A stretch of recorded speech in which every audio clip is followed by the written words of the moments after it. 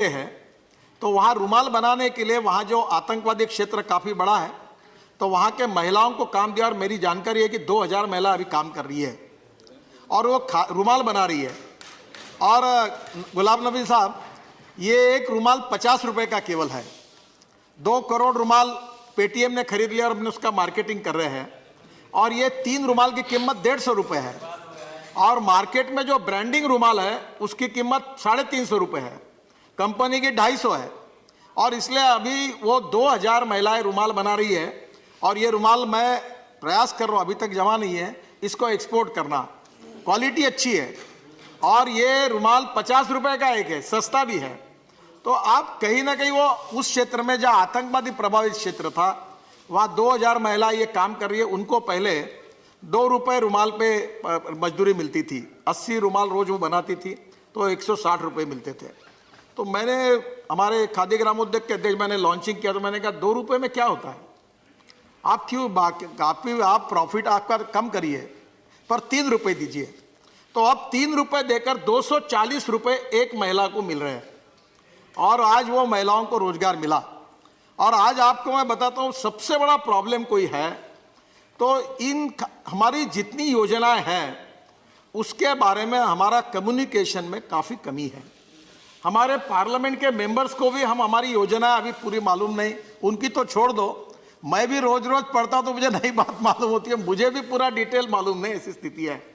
और इसलिए मैंने डिपार्टमेंट को कहा कि अभी हम लोग तय किया था पर अभी पोस्टपोन किया है कि आप सब सदस्यों को हम लोग बुलाएंगे, सबके सामने हमारी योजनाओं का एक प्रेजेंटेशन करेंगे और ये कहेंगे कि जैसे मैं अपना एक छोटा सा एग्जाम्पल बताऊँगा, बहुत सक्सेसफुल है। मैंने तय किया कि मेरे लोकसभा क्षेत्र में 50,000 लोगों को मैं रोजगार दूंगा और इसलिए मैं 5 साल से पीछे पड़ा हूँ। अब मैंने 33,280 नामोसित लिस्ट रोजगार दिया। अब मेरा प्रयास ये है कि मैं 50,000 पूरी करूँगा। तो मैंने पूरे विदर्भ के एमएलए और एमपीस की मीटिंग बुलाई और मैंने हमारे यहाँ कहा गया कि हमारे यहाँ मराठी में संसद सदस्यों को खासदार कहते हैं। तो पहले खासदार क्रीड़ा महोत्सव किया तो 20 दिन चला, कम से कम 52,000 प्लेयर्स ने भाग लिया और 32 गेम्स हुए और 110 स्टेडियम पर लोग खेले, सचिन तेंदुलकर वगैरह, काफ़ी बड़ा कार्यक्रम हुआ। फिर सांस्कृतिक महोत्सव हुआ। फिर मैंने कहा कि केवल रोड और ब्रिजेस बनाने से विकास नहीं होता। अब मैंने उद्योग महोत्सव किया, उसको मराठी में आप सांसद उद्योग महोत्सव कहिए, हम उसको खासदार उद्योग महोत्सव कह रहे थे। आप सब लोग ये करिए, इतनी आइडियाज, ये घड़ी मैंने पहनी हुई है, हमारी विजन इतनी कमजोर है, ये टाइटन ने बनाई है, इसका बेल्ट खादी का है, इसका डायल खादी का है और ये इतना सुंदर है, लेडीज भी है और जेंट्स भी है और हमने जितनी घड़ी बनाई उतनी मार्केट में चली गई। अब हमारे पास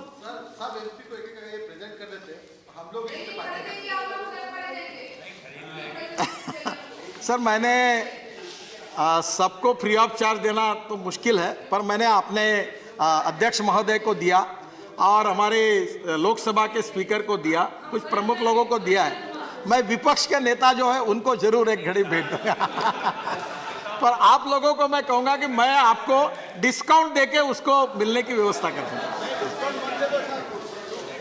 स्पीकर महोदय, मैं ये कहना चाहूंगा कि हम लोगों को ये जो खादी ग्रामोद्योग की बात हुई, अच्छा काम कर रहे वो, पर हमको इसको नए विजन में कमर्शियली कारपोरेट स्ट्रक्चर इसमें लाना पड़ेगा, तभी हमारा एक्सपोर्ट बढ़ेगा। जो जयराम जी कह रहे थे वो बिल्कुल सही है और मैं इस बात को स्वीकार करता हूं।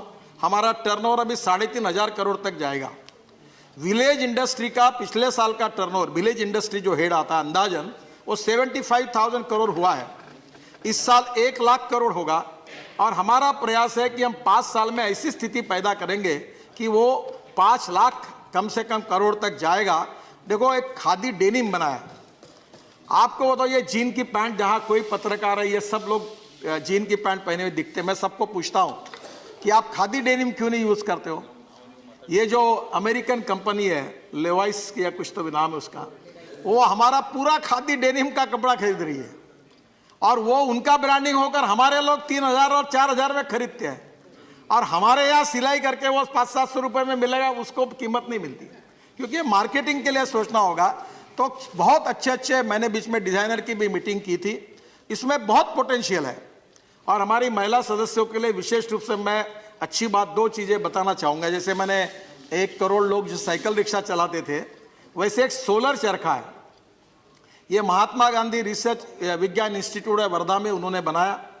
जब गिरिराज जी मंत्री थे, कलराज मिश्र जी थे, मैं उनके पीछे लगा, फिर गिरिराज जी के पीछे लगा। अब ये एक सोलर चरखा बहुत अच्छा डेवलप हुआ है। तो हमने अभी स्मृति ईरानी जी और मेरे बीच में मीटिंग हुई और मैंने उनको कहा कि आपका 25% जो सूत लगता है वो आप सोलर चरखे से खरीदी करिए।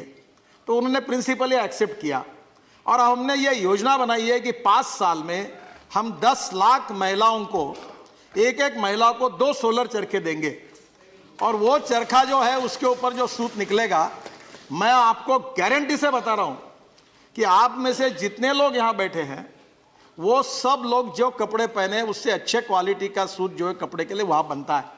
और हमने जो स्फूर्ति योजना बनाई उसमें 13 अभी हमने स्फूर्ति योजना के लिए जो मंजूर किए। एक योजना में 2000 सोलर चरखे महिलाओं को मिलते हैं, 40 करोड़ की स्कीम है, हम 10 करोड़ इंसेंटिव्स दे रहे हैं और उसमें एक प्रोजेक्ट के पीछे 3500 लोगों को रोजगार मिल रहा है।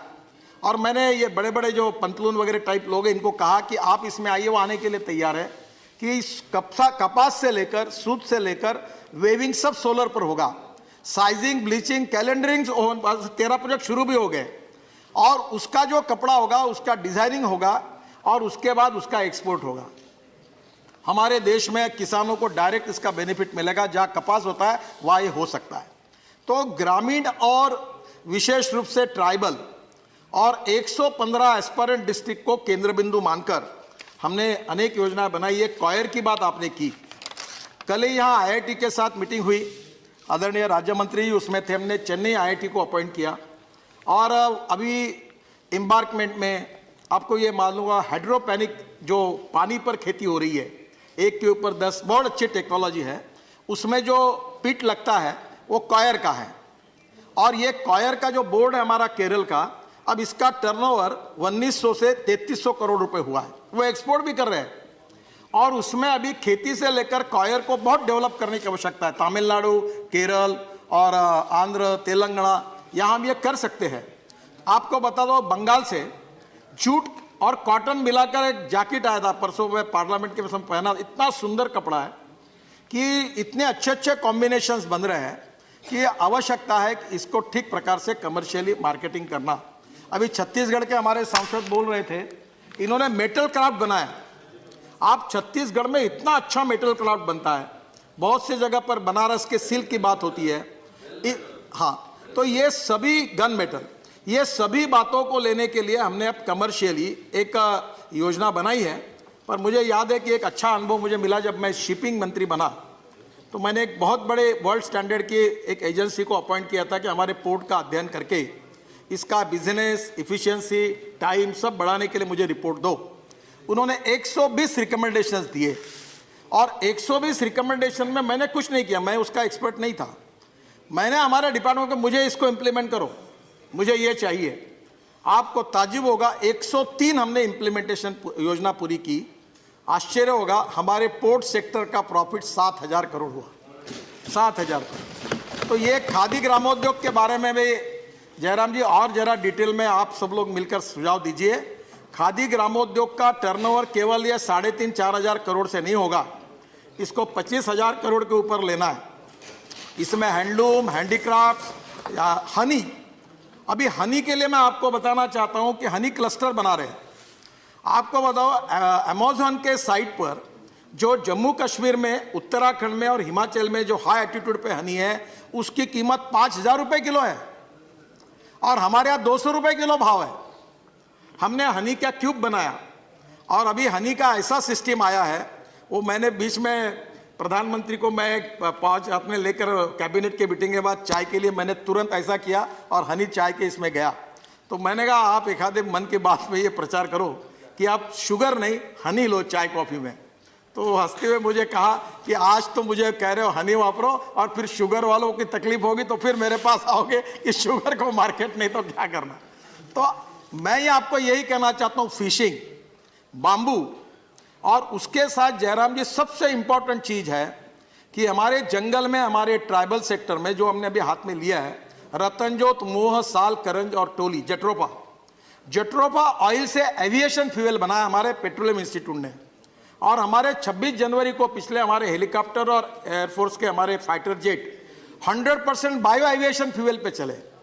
फिर हमने स्पाइस जेट का एक प्लेन देहरादून से दिल्ली 25% इससे लाया, और अब 40,000 करोड़ का हम लोग ये इंपोर्ट कर रहे हैं। और हमारे जंगल में हमारे वनवासी अगर बायो एविएशन फ्यूल बनाएंगे तो कितने वनवासियों को रोजगार मिलेगा। तो हमने वो बायोटेक्नोलॉजी का उपयोग करके हम लोग ये bio aviation fuel tribal sector में 115 एस्पिरेंट डिस्ट्रिक्ट में कैसे बने, उस काम को हमने शुरुआत की। मुझे दुख होता है जब भी सुबह मैं अखबार पढ़ता हूं तो एक अखबार का कागज इंडियन नहीं है, सब इंपोर्टेड है। हमने हमारे पेपर मिल बंद कर दी।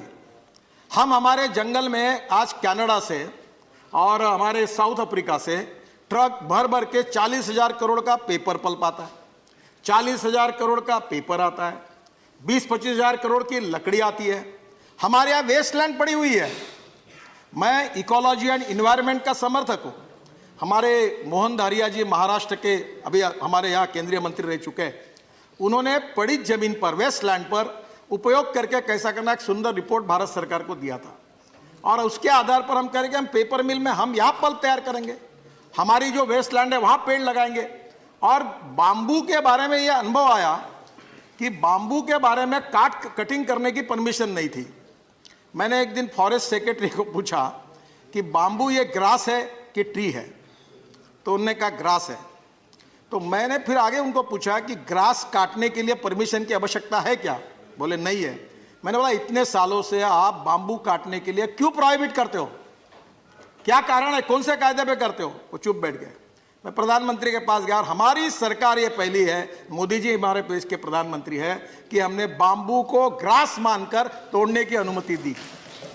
चाइना में बाम्बू की इकोनॉमी 50,000 करोड़ की है। बाम्बू से अचार बनता है, बाम्बू से कपड़ा बनता है, बाम्बू से फर्नीचर बनता है, बाम्बू कंस्ट्रक्शन में आता है, अगरबत्ती की काड़ियाँ बनती है, आइसक्रीम, सब बाम्बू से कितनी चीज़ें होती है। और हमने ऐसी इकोलॉजी एंड इन्वायरमेंट का ऐसा एक्सट्रीम स्थिति पे चले गए कि बाम्बू नहीं तोड़ना।